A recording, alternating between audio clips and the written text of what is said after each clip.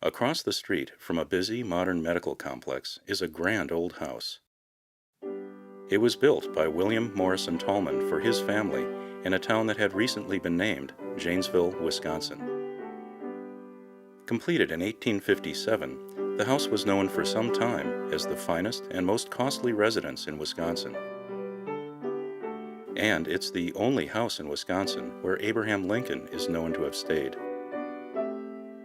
The Tallman House offers unique opportunities to consider lives and times distinctly different from ours, and compelling reminders of how we live today.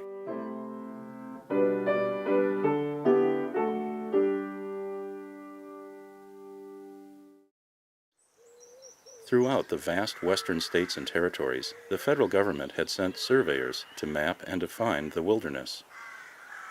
Oftentimes, the surveyors would follow close behind U.S. cavalry troops and federal negotiators, whose jobs were to see to the compliance of Native American tribes. In 1848, the year Wisconsin was named the 30th state in the Union, William Tallman arrived to inspect parcels of land. At first, he bought about 4,500 acres in southern Wisconsin and opened a sales office in Milwaukee. He soon bought more land, eventually totaling around 10,000 acres. He realized profits of up to 600% on some of these land investments. In the spring of 1850, Tallman paused in a new town on the Rock River. That year, he sent word back to his wife Emmeline. He asked her to pack their belongings and prepare their children for a move to what was then a frontier town called Janesville.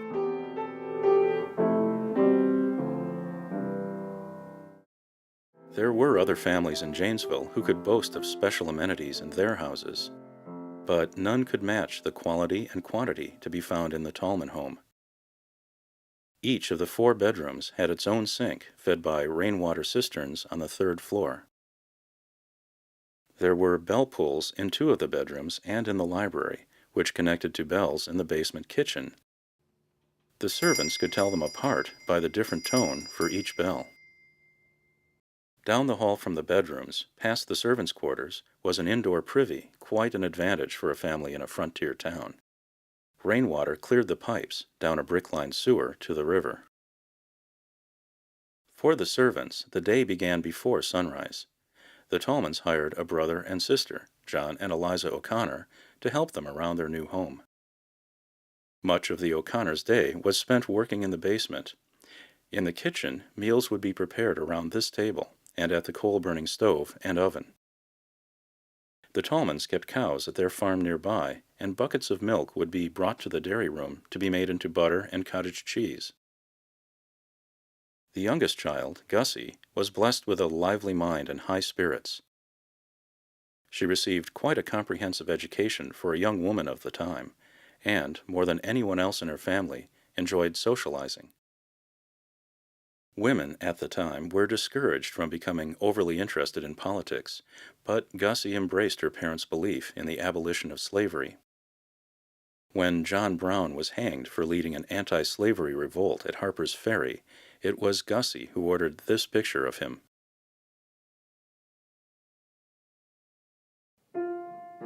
The diary of 22-year-old Cornelia Augusta Tallman offers the most intimate glimpse into the family in 1860. Went to the temperance lecture with Ma. Left for Milwaukee this morning. Mr. Cole invited us all to attend burlesque opera by the German Society. Rather good. Election is tonight. Father elected alderman. Went to the hop with Lucien, the gayest of the season. Danced until 3 o'clock. Mr. Beach came to tea. Made skirt of blue delaine this eve. Reading Thackeray's Brown's Letters to a Proud Man About Town.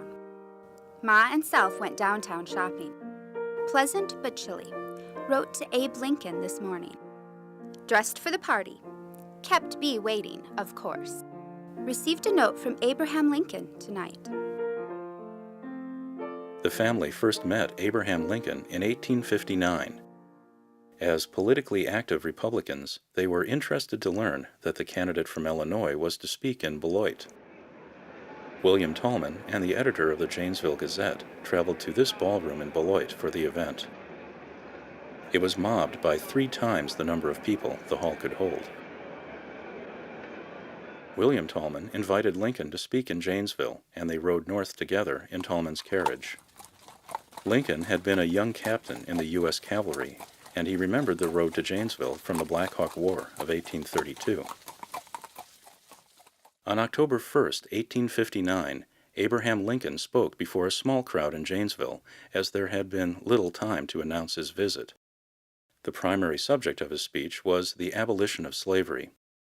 A reporter for the Janesville Gazette wrote, "He is studied in no school of declamation, and it is apparent at once that we have homespun backwoods Abraham Lincoln just as nature made him. His powers of satire and wit flashed out brilliantly, rather startling the audience by their unexpectedness.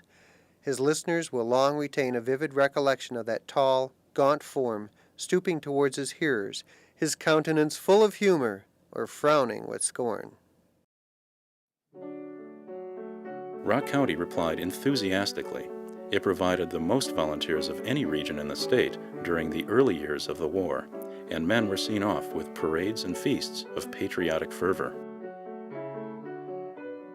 The Wisconsin militia wasn't well organized at the beginning of the war, and the Federal Department of War was poorly prepared for this rapidly developing national calamity. Women in Janesville formed societies to support the men going to battle. Packages of bedding and clothing, preserves, wine, books, and bandages were sent out with the trainloads of soldiers. Some women wrote letters to soldiers they would never know to support the morale of men far away from home. Gussie and John Beach had moved to Chicago, where he'd taken a job in banking. On June 15, 1866, an urgent telegram from John Beach arrived at the Tallman home. "Augusta is dangerously ill. Come down immediately." Emmeline was in Chicago at the time. It's possible Gussie was about to give birth. Her father set off immediately for Chicago, but by the time he arrived, their beloved Cornelia Augusta had died.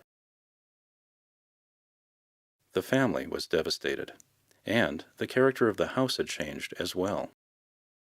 His sons married and his daughter gone, William Tallman wrote to an acquaintance that God and fate had decided that his house was to seem empty to him. Foremost amongst this valuable collection has been the Tallman house.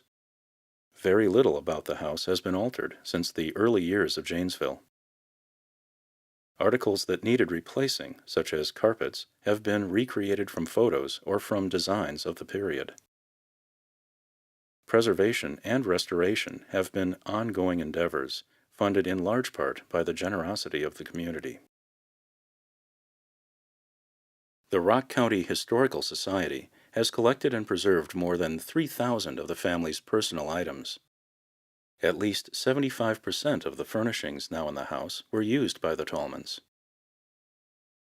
The Lincoln-Tallman restorations now stand to remind us that the people and times of our past can speak through living history. Walking through the house, one can imagine the struggles and joys and the everyday lives there almost 150 years ago.